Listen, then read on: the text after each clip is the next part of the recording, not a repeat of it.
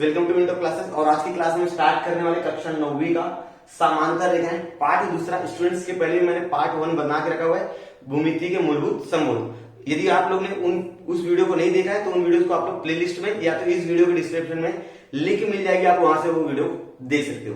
ठीक है, तो प्रश्न संख्या 2.1 स्टार्ट करना है। तो स्टूडेंट प्रश्न संख्या 2.1 स्टार्ट करने से पहले हम लोग इसकी कुछ बेसिक चीजें जानेंगे, जैसे समांतर रेखाएं क्या होती है, तिर्यक रेखाएं क्या होती है, तिर्यक रेखा द्वारा कितने कोण निर्माण होते हैं, ठीक है वो देखेंगे। फिर कुछ महत्वपूर्ण गुणधर्म देखेंगे।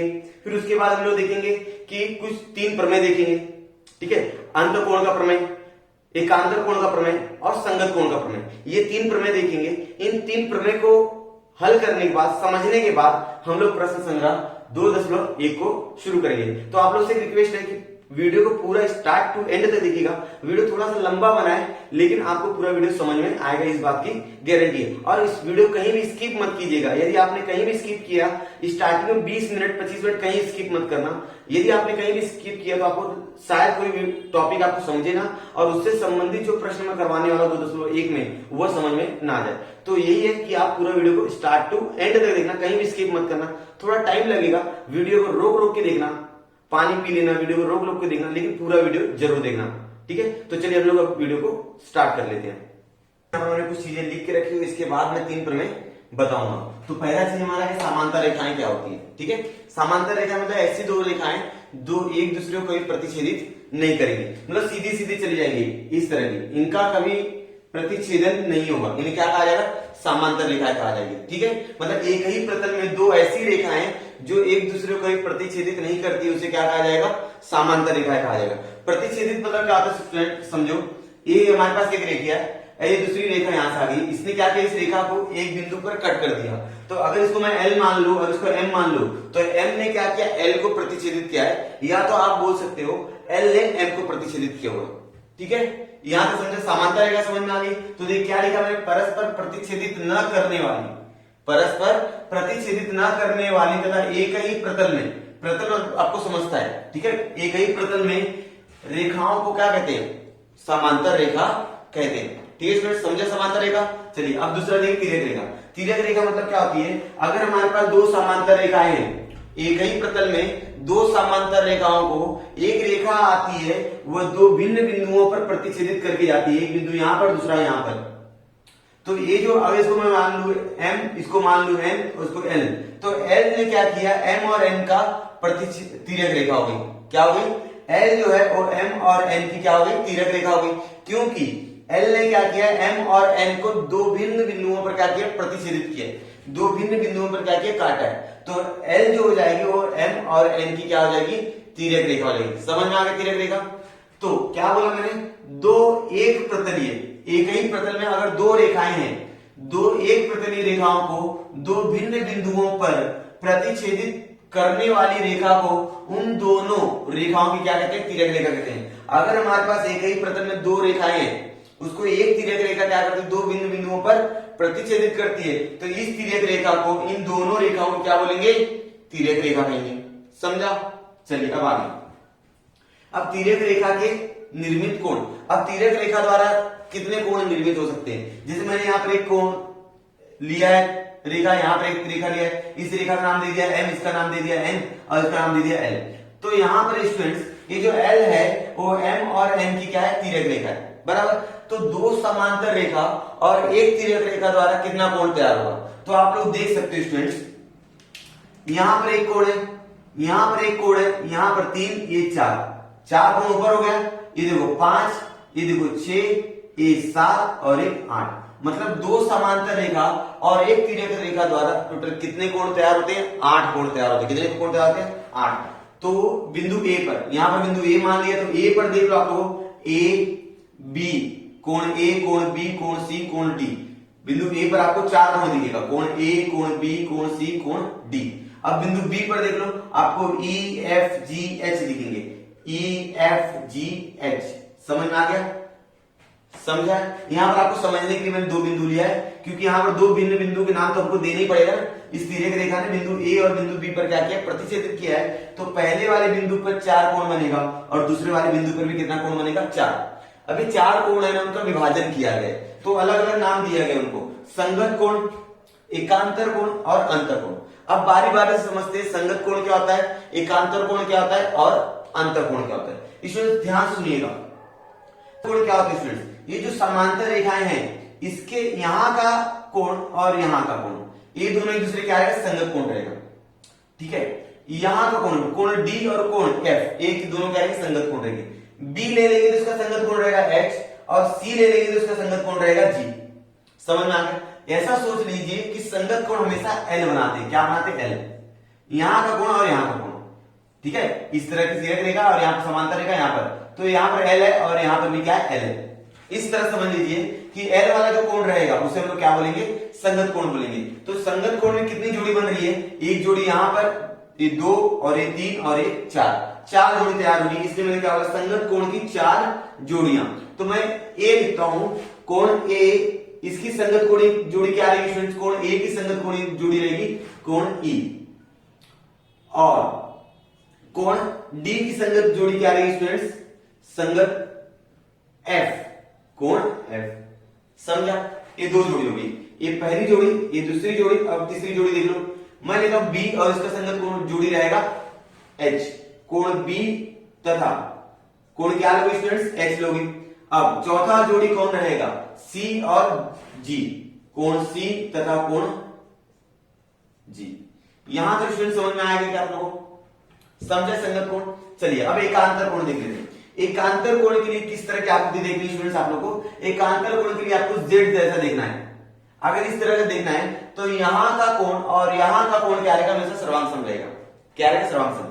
अब बात होता है ये जो रेखा है ये सर्वांगसम, ये समांतर रहेगी और ये तिर्यक रेखा, मतलब तिर्यक रेखा के इस तरफ वाला कोण और इस तरफ वाला कोण क्या रहेगा, सर्वांगसम रहेगा। तो यहां पर डी यहां दिख रहा है, तो देखो ये यहां पर देखो जेड बन रहा है, समझा, दिख रहा है आपको जेड। तो डी और एच, तो कोण डी अगर लोगे तो उसका एच रहेगा। ठीक है, ये पहली जोड़ी हुई।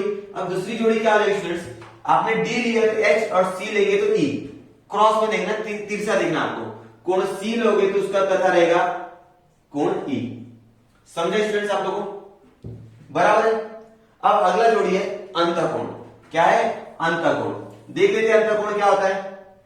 अंतःकोण मतलब क्या होता है कि 2 समांतर रेखा है, ये 2 समांतर रेखाएं, 2 समांतर रेखाओं के अंदर बनने वाला कोण क्या रहेगा, अंतःकोण रहेगा।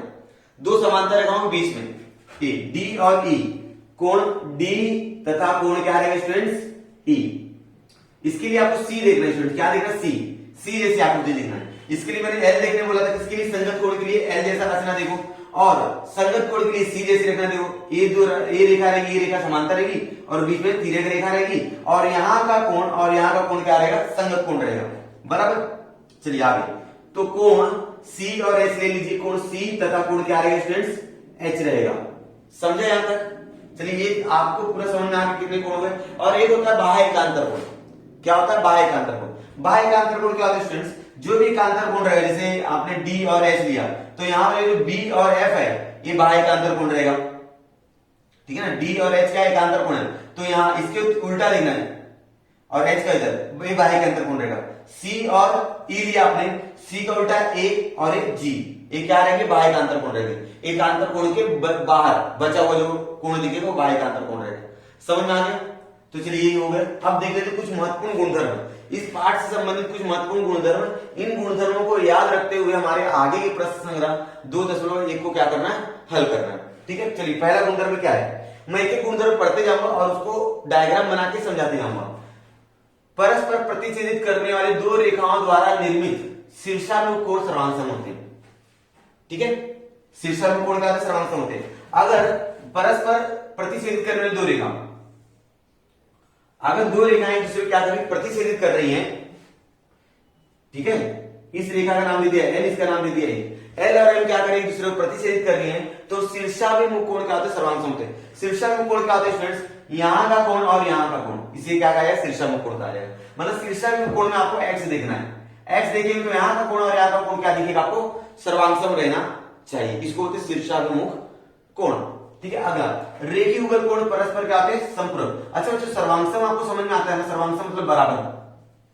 ठीक है, दूसरा पॉइंट, रेखीय युगल कोण परस्पर क्या होता है, संपूरक। संपूरक का मतलब होता है 180 अंश। अब रेखीय युगल कोण क्या होता है स्टूडेंट? मान लेते हैं कि हमारे पास यहां पर एक रेखा है, क्या है यहां पर रेखा। अब इस रेखा को मैं यहां पर क्या बना दिया, कोण बना दिया, ठीक है। और यहाँ के कोण का माप दे दिया ए और यहाँ का नाम दे दिया बी। चूंकि आपको मालूम है एक पूरे चांदे में सीधी रेखा आप लोग देखोगे तो 0 से लेकर 180 अंश होता है, मतलब उसको क्या कहते हैं, सरल रेखा कहते हैं। सरल रेखा का माप कितना होता है, सरल कोण कहते हैं। सरल कोण का माप कितना होता है, 180 अंश होता है। तो भाई यहां से 0 से शुरू होगा और यहाँ पे कितना रहेगा, 180 अंश रहेगा। मतलब यह वाला कोण और यह वाला कोण जब आप जोड़ोगे तो आपको कितना मिलेगा, 180 अंश मिलेगा। तो यहाँ पर संपूरक मतलब क्या होगा, 180। अब कोटि पूरक मतलब क्या होता है, वो आप कमेंट सेक्शन में कमेंट करके बताओगे कि कोटि पूरक किसको कहते हैं। जैसे संपूरक कोण का माप कितना होता है, 180 अंश होता है, उसी तरह कोटि पूरक कोण का माप कितना होता है वो आपको कमेंट सेक्शन में कमेंट करके बताना है, ठीक है। तो यहाँ पर कोण ए और कोण बी बराबर कितना रहेगा स्टूडेंट्स, 180 अंश रहेगा, ठीक है। समझ में आ गया। चलिए अब आगे यहां पर लिखा है यदि संगत कोण की एक जोड़ी सर्वांग सम है।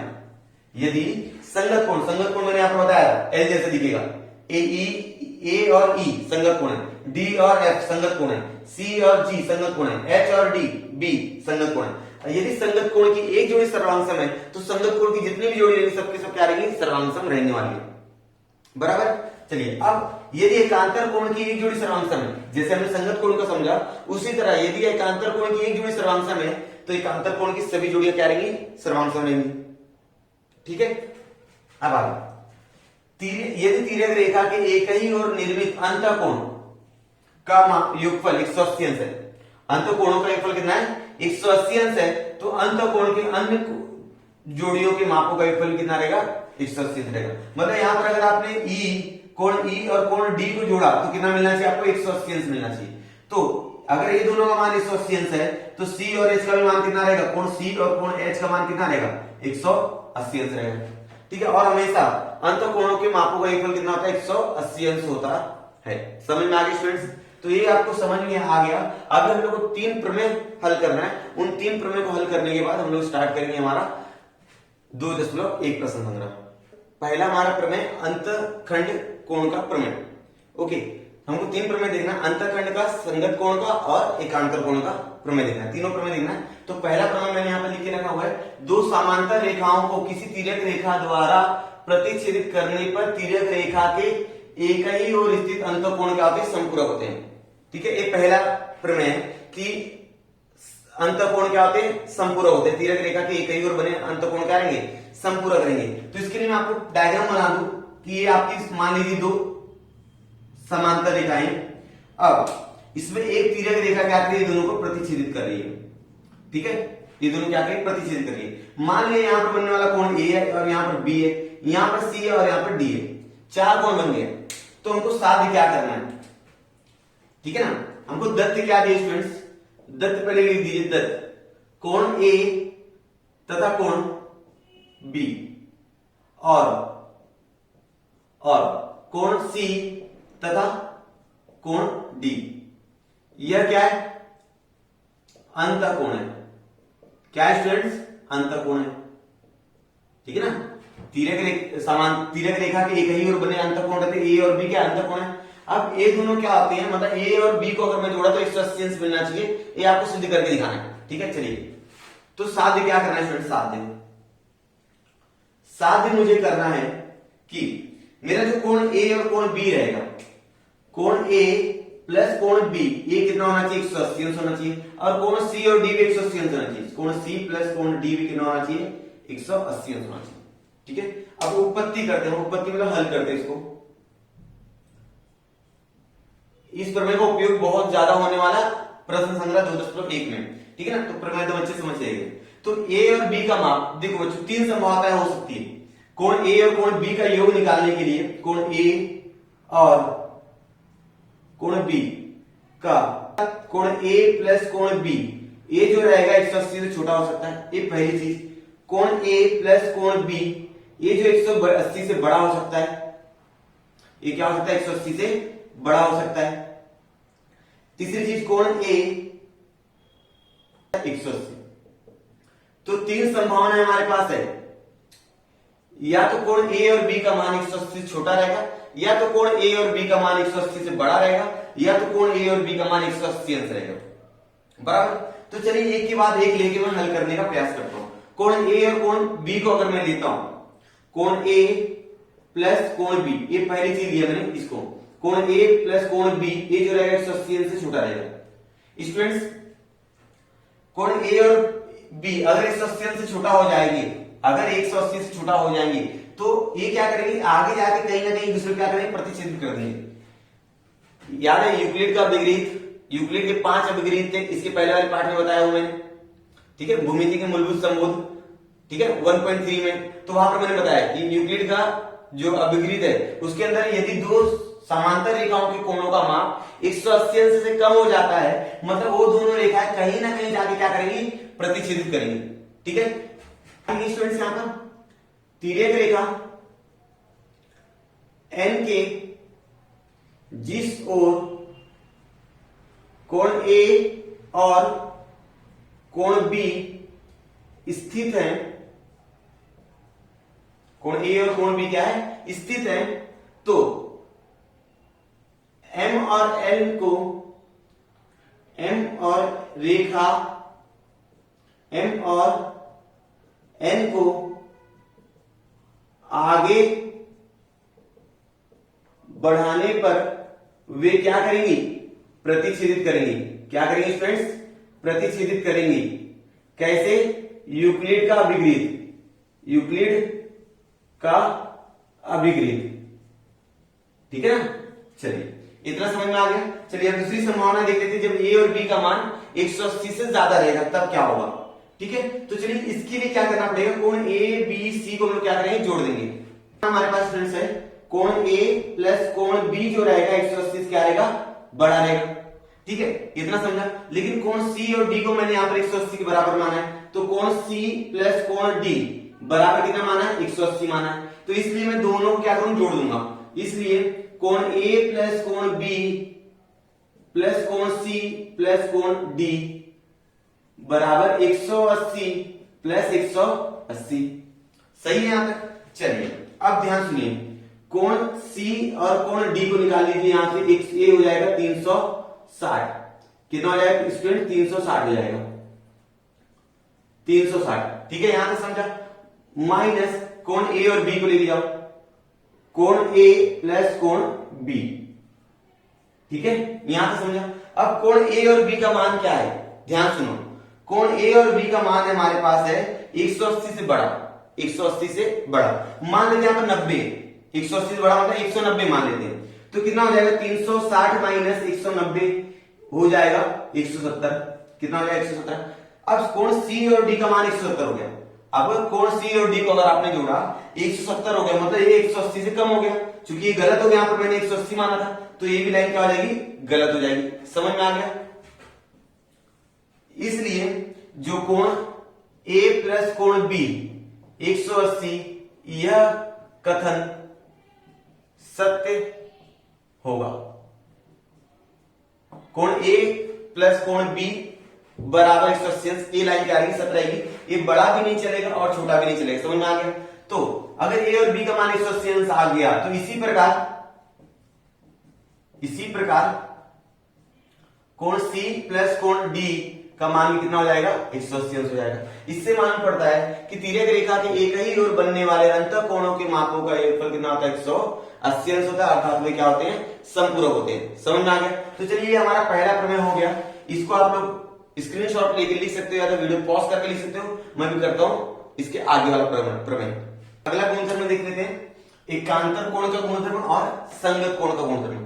ठीक है, आपको मालूम है यहाँ पर 5 पॉइंट जब मैं दिखाया था, तो उसके अंदर एक एकांतर कोण का गुणधर्म था, एक संगत कोण का गुणधर्म था कि यदि एकांतर कोणों की एक जोड़ी सर्वांगसम है तो सभी जोड़ियां क्या रहेंगी, सर्वांगसम रहेंगी। उसी प्रकार संगत कोण की भी अगर एक जोड़ी सर्वांगसम है तो संगत कोणों की जोड़ी क्या हो जाएगी, सर्वांगसम हो जाएगी। बराबर। ये दोनों गुणधर्म देखे थे 4-5 महत्वपूर्ण पॉइंट में। ठीक है, तो चलिए उसको हम सिद्ध करके बताते हैं किस तरह से होता है। जैसा कि यहाँ पर लिखा है, दो समांतर रेखाओं को किसी तिर्यक रेखा द्वारा, दो हमारे पास समांतर रेखाएं हैं और एक तिर्यक रेखा द्वारा प्रतिच्छेदित करने पर निर्मित एकांतर कोण के माप क्या होते हैं? सर्वांग सम होते हैं। तो मैं यहाँ पर दो समांतर रेखाएं ले लेता हूं। मान लेते मेरा समांतर रेखा ए, दो समांतर रेखा मैंने ले लिया, ठीक है, इसका नाम दे दिया एल, इसका नाम दे दिया एम। अब मेरे पास एक तिर्यक रेखा है स्टूडेंट्स, एक तिर्यक रेखा है यहां पर, ठीक है, इसका नाम दे दिया मैंने एन, ठीक है। दो समांतर रेखाओं को एक तिर्यक रेखा क्या कर रही है? प्रतिच्छेदित कर रही है। तो एकांतर कोण के माप क्या होते हैं? समान होते हैं। एकांतर कोण क्या होता है स्टूडेंट्स? जैसे मैंने यहां पर मान लिया ए है यहां का कोण, और यहां का कोण क्या है? बी है, और यहां का कोण मान लेते हैं सी, ठीक है। यहां तक समझा है क्या? बराबर। तो चलिए दत्त में आप क्या लिखोगे स्टूडेंट्स? दत्त में आप लिखोगे कि कोण एल और एम क्या है? समांतर है, ए लिख दीजिएगा। दत्त में लिखिएगा ए और सी क्या है? समांतर। मैं नहीं लिख रहा हूं। साध्य मेरा क्या करना है स्टूडेंट्स? अगर मैं बात करूं मुझे साध्य क्या करना है, तो आप लोग बोलोगे सर साध्य करना है ए और बी क्या होने चाहिए? बराबर होने चाहिए। तो मैं बोलूंगा कोण ए और कोण बी क्या होने चाहिए? मेरा बराबर होना चाहिए। मैं साध्य करके दिखाऊंगा। देखिए उत्पत्ति में क्या करेंगे पहले, ठीक है, उत्पत्ति में क्या होगा स्टूडेंट्स? अब आपको मालूम है ये जो एक सीधी रेखा है और एक सीधी रेखा पर में अब दो कोण बन रहे हैं। तो मैंने रेखीय युगल कोण के बारे में बताया है कि रेखीय युगल कोण के मापों का योगफल कितना होता है? 180 अंश होता है। तो कोण ए और सी क्या दिख रहा है आपको? रेखीय युगल कोण दिख रहा है। तो मैं बोलूंगा कोण ए प्लस कोण सी बराबर 180 अंश। कारण क्या लिखोगे? रेखीय युगल कोण, रेखीय युगल कोण, ठीक है, क्योंकि रेखीय युगल कोण के माप का योगफल कितना होता है? 180 अंश होता है। अब दूसरी चीज देखिए बी और सी देख लीजिए। बी और सी आपको दिखेगा अंतःकोण, क्या दिखेंगे? अंतःकोण दिखेंगे। इसके पहले वाला जो प्रमेय था वो अंतःकोण का था और आपने उसमें अंदर सिद्ध किया कि अंतःकोणों के मापों का योगफल कितना होता है? 180 अंश होता है। तो कोण बी और सी को जोड़ेंगे कितना हो जाएगा? कोण बी प्लस कोण सी बराबर कितना हो जाएगा स्टूडेंट्स? कितना हो जाएगा बोलो? 180 अंश हो जाएगा। इससे क्या कहेंगे हम लोग? अंतःकोण। अंतःकोण का गुणधर्म या प्रमेय बोलिए या तो गुणधर्म बोलिए, आपको जो पसंद है। गुणधर्म बोला तो भी चलेगा, प्रमेय बोला तो भी चलेगा। बराबर, यहां तक समझ में आ गई? चलिए अब हम लोग क्या करेंगे? अब ये दोनों जो समीकरण है, समीकरण नंबर 1 और ये समीकरण नंबर 2, ये दो, अब देखिए दोनों समीकरण से, समीकरण नंबर 1 और समीकरण नंबर 2 से हमको क्या मालूम पड़ता है कि इसका जो दायां पक्ष है वो बराबर है।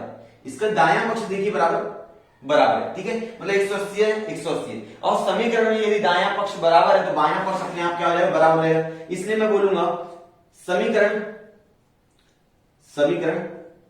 1 और 2 से, समीकरण 1 और 2 से मालूम पड़ा कि कोण ए प्लस कोण सी बराबर रहेगा कोण बी प्लस कोण सी के, बराबर, ठीक है यहां तक। चलिए तो यहां पर कोण सी है और यहां पर कोण क्या? सी। कट कर दीजिए तो क्या बचा? कोण ए और कोण बी बचा। कोण ए बराबर रहेगा कोण बी का, और यही तो सिद्ध करना था आपको कि कोण ए और बी क्या रहेंगे? बराबर रहेंगे। समझ में आ गया? इसलिए कहा जाता है कि एकांतर कोणों की अगर एक जोड़ी सर्वांग सम है तो एकांतर कोणों की सभी जोड़ियां क्या रहेंगी? सर्वांग सम होने वाली है। अब इसी प्रकार हम लोग करते हैं संगत कोण की कसौटी का। ये संगत कोण का गुणधर्म क्या है? प्रमेय, दो समांतर रेखाओं को किसी एक तिर्यक रेखा द्वारा प्रतिच्छेदित करने पर, यहां पर प्रतिच्छेदित नाम का शब्द नहीं लिखा मैंने, प्रतिच्छेदित करने पर निर्मित संगत कोण का माप क्या होता है? समान होता है। निर्मित संगत कोण का माप क्या होता है? समान होता है। तो मैं यहां पर दो समांतर रेखा बना देता हूं। मैं इसका नाम देता हूं मैं एल, इसका नाम एम, और एक तिर्यक रेखा इसका नाम दे देता हूं मैं एन, बराबर, ठीक है यहां तक। चलिए अब मुझे क्या बोला? संगत कोण की माप क्या होना चाहिए? समान होनी। संगत कोण मान लेते हैं, यहां पर मेरा ए है, यहां पर बी और यहां पर क्या? सी है, ठीक है, यहां पर समझ में आ गया आपको? चलिए संगत कोण क्या होता है? सी और बी क्या है? यहां पर संगत कोण है, मतलब सी और बी, ये जो सी और बी दिख रहा है ये दोनों क्या है? संगत कोण है, और ये दोनों मुझे समान दिखाने हैं। कैसे दिखाऊंगा समान? तो दत्त में आप लोग क्या लिखेंगे स्टूडेंट? दत्त में आप लोग क्या लिखेंगे? दत्त में लिखेंगे कि कोण जो रेखा एल है और रेखा एम के क्या है? समांतर है। ये आपको दत्त में लिखना है, ठीक है। तो चलिए अब देखते हैं हम लोग। और साध्य में क्या लिखना है आपको? साध्य में सिंपल सा क्या लिखना है? साथ में आप लोग लिख दोगे कि दोनों सर्वांग सम है। कौन कौन? कोण सी बराबर कोण बी, ये आपको दिखाना है, ठीक है। उत्पत्ति में क्या लिखने वाला देखो मैं, उत्पत्ति में क्या है स्टूडेंट्स? देखिए ध्यान से, सी और ए, ये एक ही रेखा पर है। सी और ए एक ही रेखा पर दो कोण है, मतलब ये क्या रहेगा? रेखीय युगल कोण हो जाएगा। तो मैं लिखता हूं ना, कोण ए प्लस कोण सी बराबर 180 अंश, रेखीय युगल कोण, रेखीय युगल कोण। क्या हो गया? रेखीय युगल कोण हुआ है, ठीक है। और कोण ए और बी ये क्या है? अंतःकोण है। पहले वाला प्रमेय देखा था आपने, कोण ए और बी क्या है? अंतःकोण है। तो कोण ए प्लस कोण बी बराबर क्या हो जाएगा स्टूडेंट्स? 180 अंश हो जाएगा। कारण आप लोग देखेंगे अंतःकोण, अंतःकोण गुणधर्म लिख दो, प्रमेय लिख दो, जो आपको समझ में आता है, जो आपको सही लगे। यहां पर मैंने गुणधर्म लिख दिया, प्रमेय लिख दिया, आप भी लिख सकते हो। अब देखिए, अगर मैं इसको समीकरण नंबर 1 मानूंगा, इसको 2 मानूंगा, तो समीकरण 1 और 2 को देखने में क्या लगता है? तो मैं लिखूंगा समीकरण 1 और 2 से, समीकरण 1 और 2 से क्या मालूम पड़ता है कि यहां पर जो दायां पक्ष है, दिख रहा है दायां पक्ष, वो बराबर है। और जब किसी समीकरण का दायां पक्ष बराबर हो तो बायां पक्ष क्या हो जाता है? अपने आप बराबर हो जाता है। तो लिख देते हैं, ठीक है। अब यहां पर अगर आप लोग देख रहे हो स्टूडेंट्स, कोण ए और कोण ए दोनों तरफ क्या बराबर है, तो कोण सी और बी क्या हो जाएगा? अपने आप बराबर है। कोण सी बराबर रहेगा कोण बी के, और यही चीज तो सिद्ध करना था हमको, कोण सी और कोण बी क्या है? बराबर है। समझ में आ गया? तो इससे हमको समझ में आ गया 3 प्रमेय। एक तो अंतःकोणों के मापों का एक फल हमेशा 180 अंश रहेगा, एक एकांतर कोण क्या होते हैं? सर्वांग होता है, दूसरा सर्गत कोण क्या होते हैं? सर्वांग होते हैं, ठीक है। अब ये तीनों प्रमेय का उपयोग करके हमको प्रश्न संख्या 2.1 हल करना है। तो चलिए आप इसका स्क्रीनशॉट ले लो और मैं प्रश्न संख्या 2.1 का एक एक सवाल लिखता हूं, हल करके बताता हूं। आप लोग ध्यान से पूरा वीडियो देखते जाइएगा। तो चलिए स्टूडेंट्स, प्रश्न संख्या 2.1 के मैंने यहाँ पर 2 सवाल लिख के रखे हुए हैं। दोनों सवाल बहुत आसान है, यदि आप लोग स्टार्टिंग से वीडियो देख रहे हो तो, ठीक है। वो तीनों गुणधर्म 4-5 जो गुणधर्म मैंने बताए हुए हैं, यदि वो चारों पांचों गुणधर्म आपको अच्छे से समझा होगा तो प्रश्न संग्रह करने में कोई भी तकलीफ नहीं, कोई भी प्रॉब्लम नहीं आएगी। क्या है पहला सवाल? आकृति में पी आर समांतर एमएस है।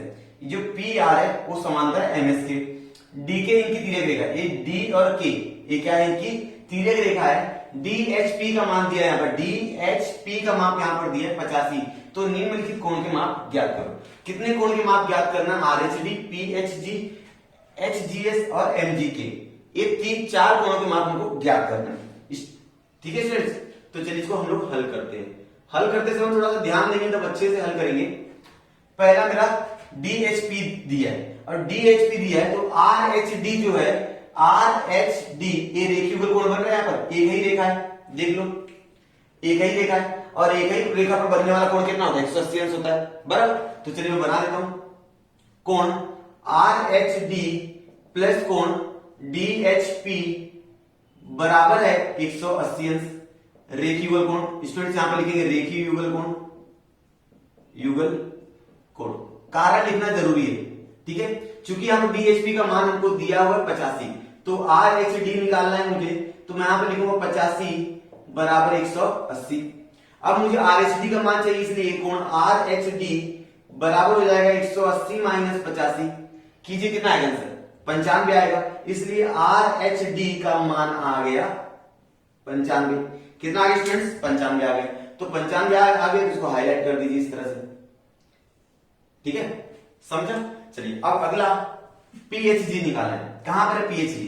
PHG, तो PHG निकालने 2 तरीके, या तो आप ये दोनों को शीर्षाभिमुख कोण समझ लो, या तो आप यहां पर रेखीय युगल कोण समझ के निकाल सकते हो कि भाई DHP और PHG ये एक ही रेखा पर है, तो एक ही रेखा पर बनने वाले कोण क्या होते हैं? एक रेखीय होते हैं, ठीक है। तो 180 में से घटा के भी निकाल सकते हो, या तो आप बोल सकते हो RHD, यहां पर स्टूडेंट्स x बन रहा है, मैंने शीर्षाभिमुख कोण बताया हुआ है कि शीर्षाभिमुख कोण के माप क्या होते हैं? सर्वांग होते हैं, ठीक है। तो यहां का कोण और यहां का कोण क्या आएगा? सर्वांग रहेगा।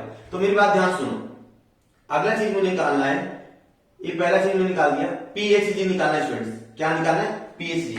तो मैं क्या बोलूंगा? कोण RHD सर्वांग कोण PHG, PHG। कारण क्या लिखेंगे? शीर्षाभिमुख कोण, शीर्षाभिमुख कोण। इसलिए RHD का मान हमको मालूम 95 है, तो इसलिए PHG का मान कितना हो जाएगा स्टूडेंट्स? PHG का मान भी कितना हो जाएगा? 95 हो जाएगा, ठीक है। इसको निकालने 2 तरीका था, या तो आप DHP के साथ रेखीय युगल कोण मान लो, या तो आप RHD के साथ शीर्षाभिमुख कोण मान लो। इससे बहुत आसान हो गया, बहुत जल्दी से आ गया हमारा आंसर, ठीक है, समझा। अब अगला HGS कहां पर है? देखिए HGS S, H G S. Students को निकाले दो तरीके। यहां का कोण तो आपको मालूम पड़ गया कितना, यहां का कोण 95। तो आपको मालूम है यहां का कोण और यहां का कोण क्या होता है, अंतर कोण होता है, बराबर।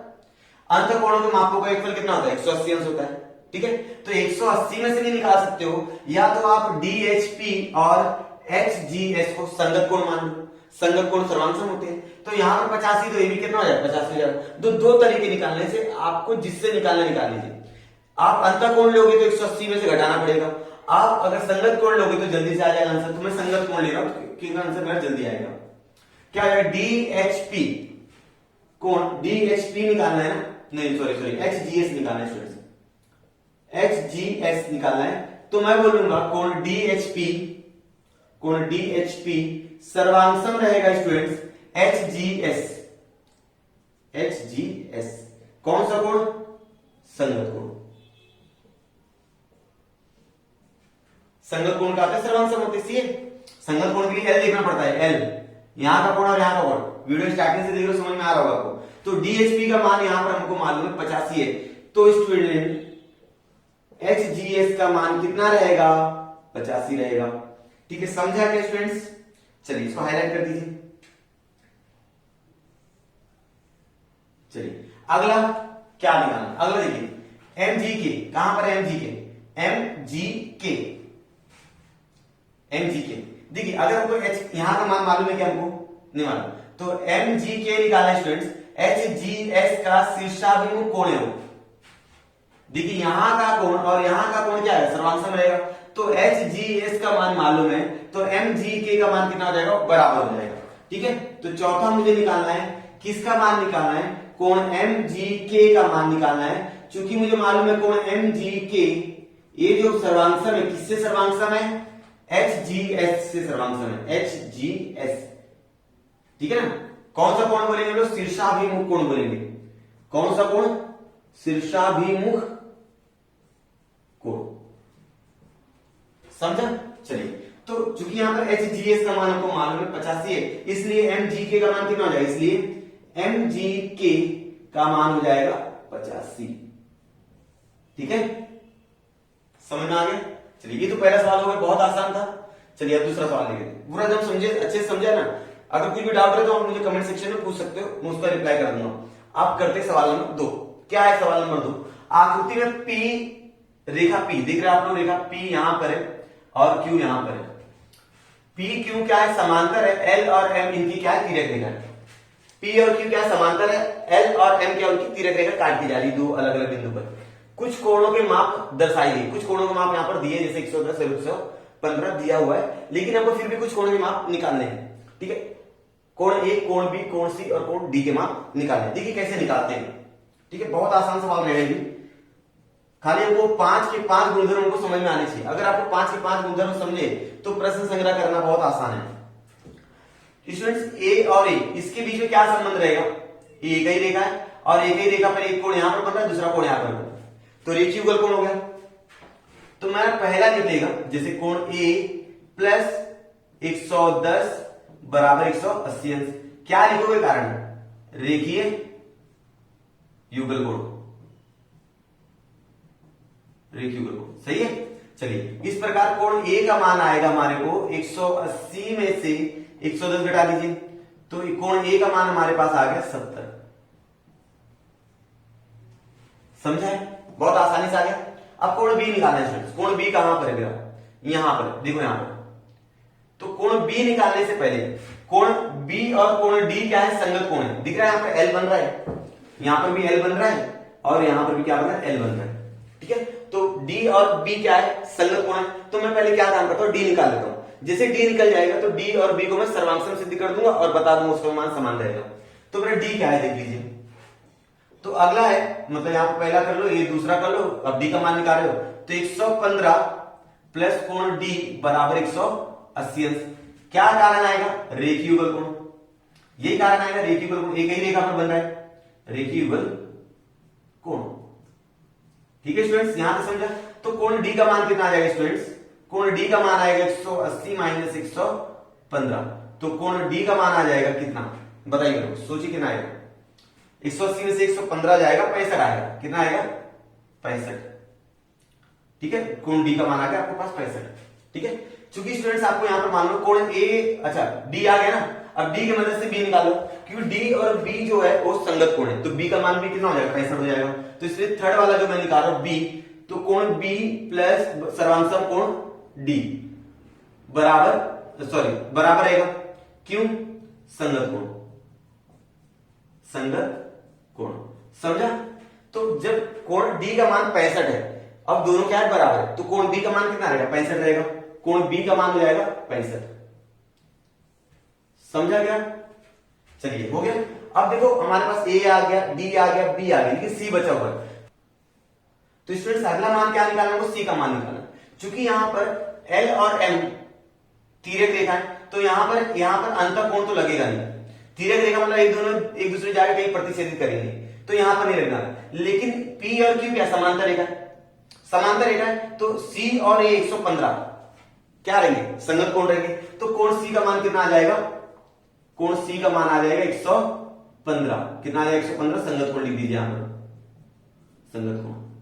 ठीक है, संगत कोण लिख दीजिए, क्योंकि ये जो P और Q है ये समांतर रेखा है, रेखा P समांतर रेखा Q और M यह तिर्यक रेखा है। समझ में आ गया स्टूडेंट्स, दोनों सवाल बहुत आसान थे। अब ये दोनों का आप लोग स्क्रीनशॉट ले लो, या तो वीडियो पॉज करके एक बार कॉपी में लिख लो।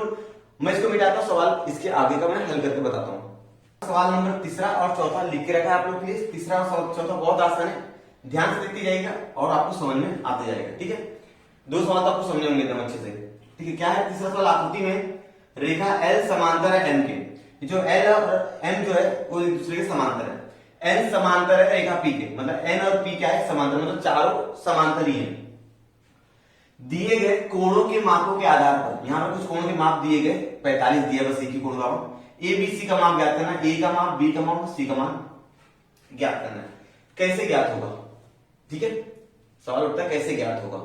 ठीक है स्टूडेंट्स, चूंकि L और M क्या है समांतर, तो मैं यहां पर एक कोण मान लेता हूं E, क्या मान लेता हूं यहां पर कोण E।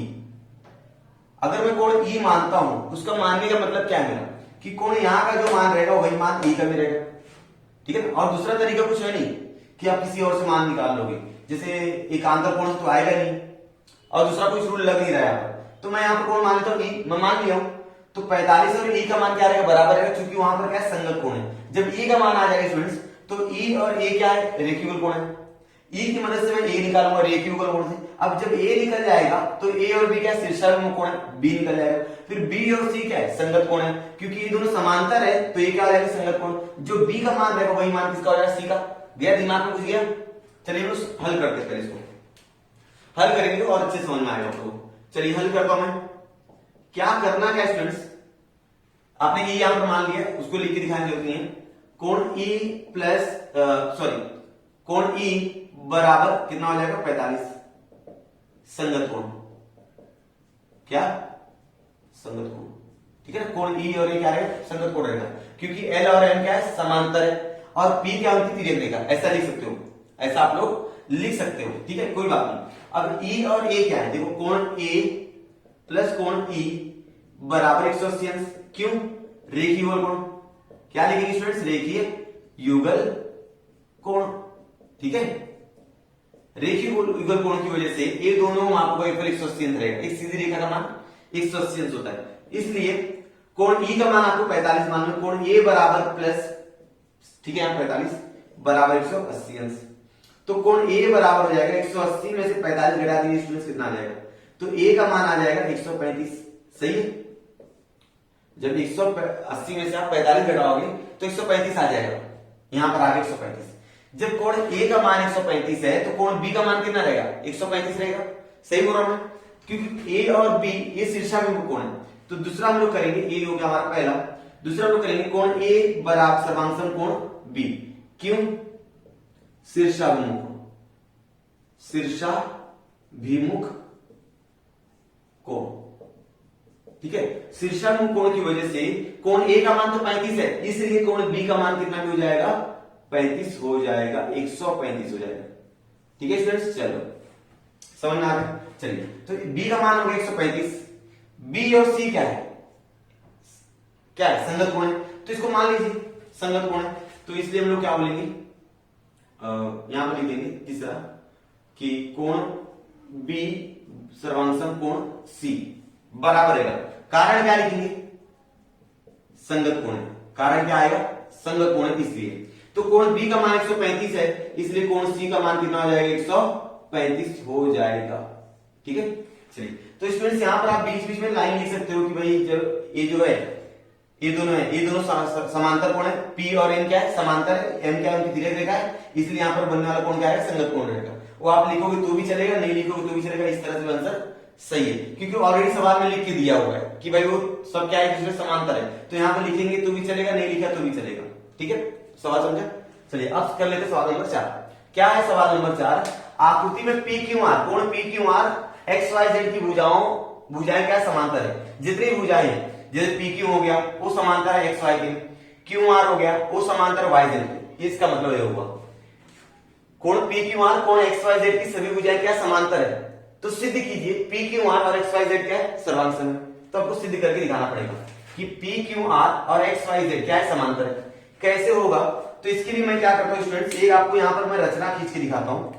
अगर मैं रचना यहां पर खींचूंगा तो आपको समझ में आएगा कि जो ये रेखा आगे जा रही है, ये जो रेखा आगे जा रही है, इसका माप दे दो आप लोग पी नाम दे दो, क्या नाम दे दो, पी। ठीक है, ये दोनों क्या रहेंगे, समांतर रहेंगे। ठीक है, यहां तक समझा। चलिए अब इसको हल करते हैं। हल करने से पता चलता है कि भाई ये दोनों को हम लोग क्या मानते हैं, समांतर मान लेते हैं। किसको, ये दोनों को, पी और क्यू को क्या मान लेते, समांतर मान लेते हैं। ठीक है, नहीं तो इसको मान लो, वाई और जेड को समांतर मान लो। तो हल करेंगे, हल रेखा वाई जेड समांतर रेखा क्यू आर, ये दोनों समांतर मान लिए।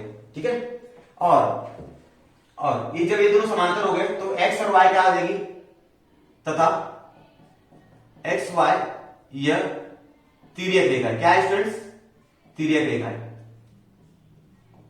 ठीक है, ये दोनों समांतर है तो इसके बीच से स्टार्ट हुई तिर्यक रेखा हो जाएगी। ठीक है, तो यहां का कोण और यहां का कोण क्या रहेगा, सर्वांग सम रहेगा, संगत कोण क्या रहेगा, संगत कोण रहेगा। एल बन रहा है स्टूडेंट्स, यहां पर एल बन रहा है, देख लो।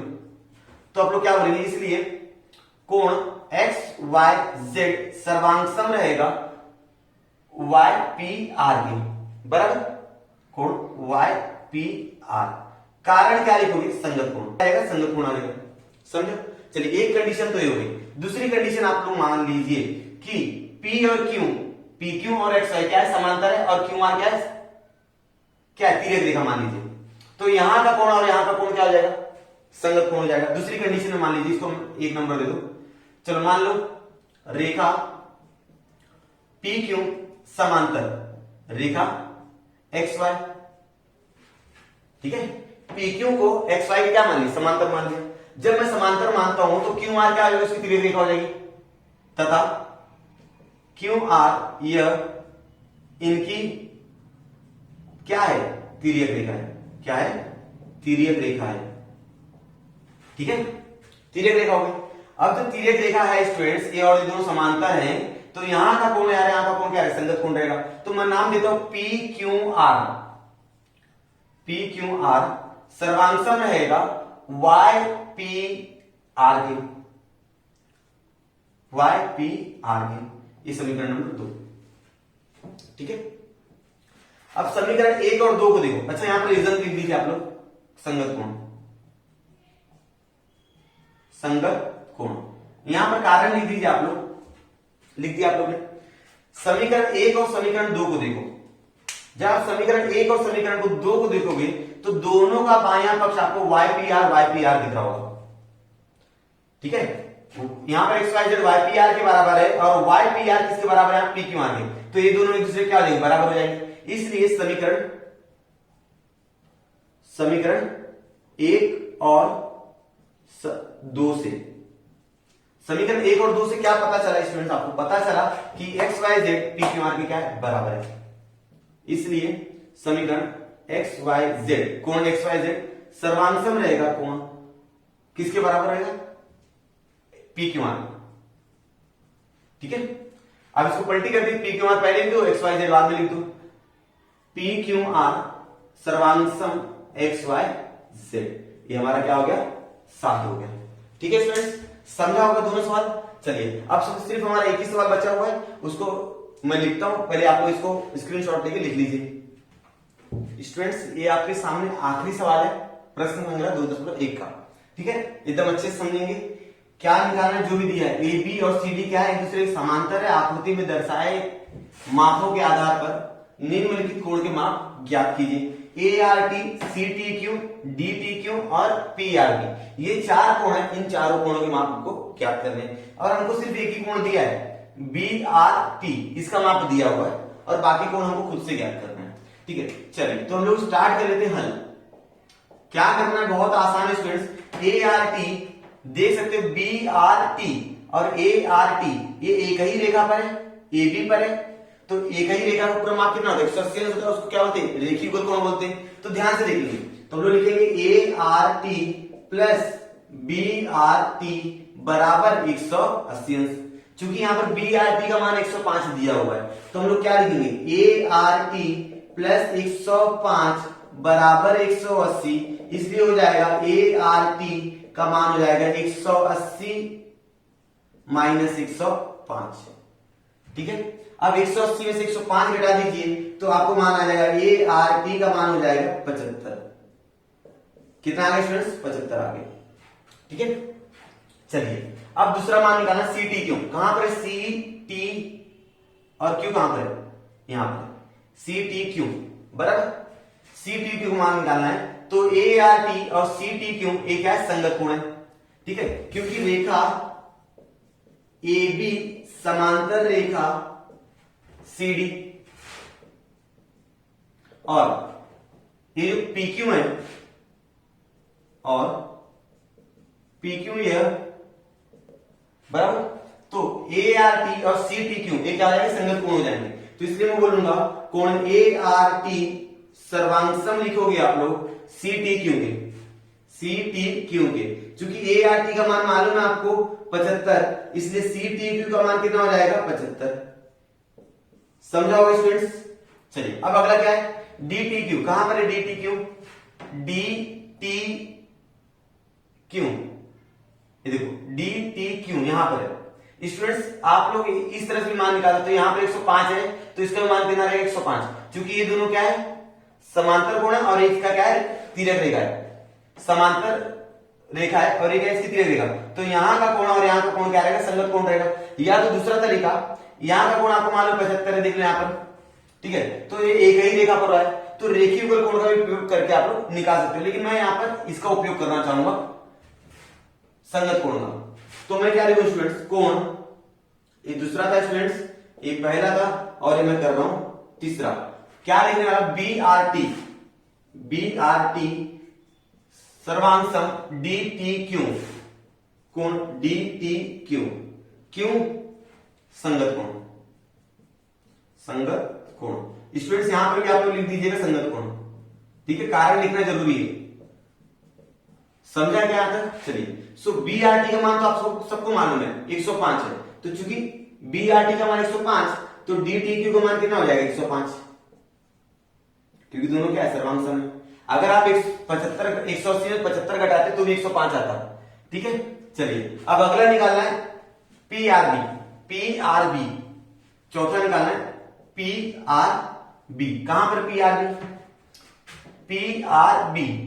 इसका मान निकालने के लिए ये क्या है, एक ही रेखा है, तो यहां का कोण और यहां का कोण कितना हो जाएगा, 180 अंश हो जाएगा बराबर। यहां का समझा, तो मैं क्या करूंगा कि कोण P R B, P R B plus करूंगा कोण B R T, B R T 180 अंश, रेखीय युगल कोण। बी आर टी का मान P R B plus B R T का मान कितना, 105 बराबर 180। स्टूडेंट्स बी आर टी का मान आप निकाल के मुझे कमेंट सेक्शन में कमेंट करके बताओगे कि बी आर टी का मान कितना आया। ठीक है, जो भी आप करना चाहो यहां पर करके मुझे बी आर टी का मान कमेंट सेक्शन में कमेंट करके बता दोगे। स्टूडेंट्स वीडियो थोड़ा सा लंबा बना है, लेकिन मैं पूरी कोशिश की एकदम अच्छे से एक्सप्लेन करने की। यदि आपको वीडियो पसंद आए तो वीडियो को लाइक कीजिए। चैनल को अभी तक सब्सक्राइब नहीं किया तो प्लीज चैनल को सब्सक्राइब कर लीजिए, क्योंकि इसी तरह की अच्छी अच्छी वीडियोस आपको इस चैनल पे मिलती रहेंगी। अपने दोस्तों के साथ शेयर कीजिए, कमेंट करके मुझे बताइए कि आपको ये वीडियो कैसा लगा। हम लोग मिलते हैं नेक्स्ट वीडियो में नए प्रश्न संग्रह के साथ।